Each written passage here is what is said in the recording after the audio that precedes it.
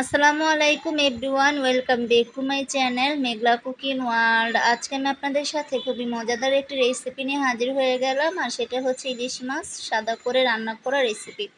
তো ইলিশ মাছটা আমি সাদা করে রান্না করার জন্য চুলায় দেখুন অলরেডি একটি প্যান বসিয়ে দিয়েছি, আর প্যানের মধ্যে দিয়ে নিলাম বেশ কিছুটা পেঁয়াজ কুচি। আর পেঁয়াজগুলো দেখুন আমি একদম মিহি কুচি করে কেটে নিয়েছি। আর ইলিশ মাছটা সাদা করে রান্না করলে এমনিও কিন্তু পেঁয়াজের পরিমাণটা একটু বেশি করেই দিতে হয়।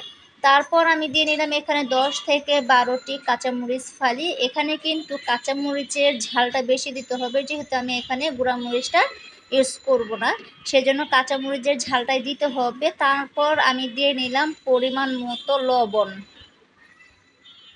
লবণ লাগলে পরে আবারও দেওয়া যাবে। তো এই যে দেখুন সব কিছু দেওয়ার পর এখন আমি একটু হাতের সাহায্যে খুব ভালো করে কষলিয়ে মেখে নিচ্ছি।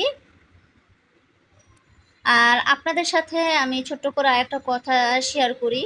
আমার যে ভিডিও কিন্তু অনেক আপুরাই দেখেন। আপনারা আমার ভিডিও দেখে আপনারা কমেন্ট করেন যে আপু তোমার চ্যানেলটা আমি সাবস্ক্রাইব করে দিয়েছি, তুমি আমার চ্যানেলটা সাবস্ক্রাইব করে দিও।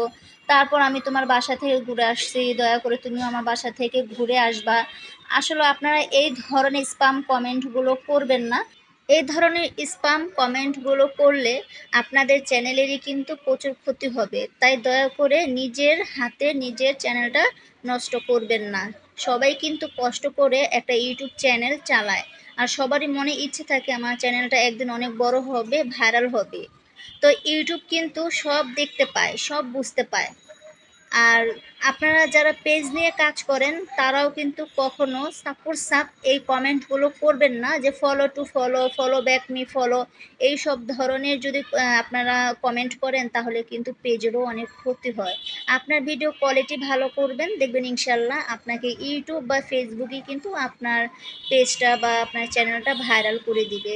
আর আপনারা যদি কারো ভিডিও দেখে কমেন্ট করেন তাহলে কিন্তু আপনার চ্যানেলের লোগোটা তার মোবাইলে গিয়ে উঠে, মানে কমেন্টে। তো যদি কেউ জ্ঞানের মানুষ হয় তাহলে আপনার সেই লোগোটা দেখেও সে আপনার চ্যানেলে গিয়ে বা আপনার পেজে গিয়ে ফলো বা সাবস্ক্রাইব করে দিয়ে আসবে।